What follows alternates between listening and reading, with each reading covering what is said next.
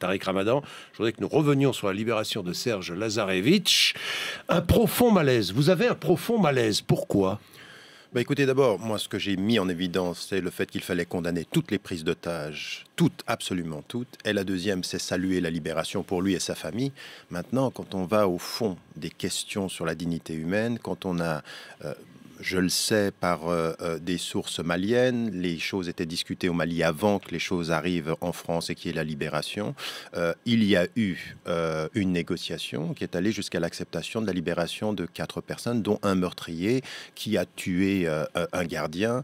Et la famille de ce gardien se pose la question, à juste titre, est-ce que la vie d'un noir vaut moins que la vie d'un blanc, au point qu'on aille jusqu'à cette négociation. Alors, qu'on me comprenne bien, des négociations, il faut qu'il y en ait, il y a des raisons d'État, il faut qu'on négocie, mais il y a des limites aux négociations, il y a des choses qu'on ne peut pas accepter. Et cette façon de traiter les Africains, cette façon de traiter et les gouvernements africains, et d'ailleurs, c'est les premiers d'ailleurs qu'il faudrait critiquer, parce que si ceci est arrivé, c'est que le gouvernement malien s'est plié d'une certaine façon, eh bien, je trouve ça pas très, très décent, et donc, oui, j'ai un malaise. Est-ce que la vie d'un noir vaut la vie d'un blanc? C'est ce que vous voulez dire, exactement. au fond. Oui, je répète la question du frère du frère profond malaise au Mali, d'ailleurs. de Profond malaise au Mali.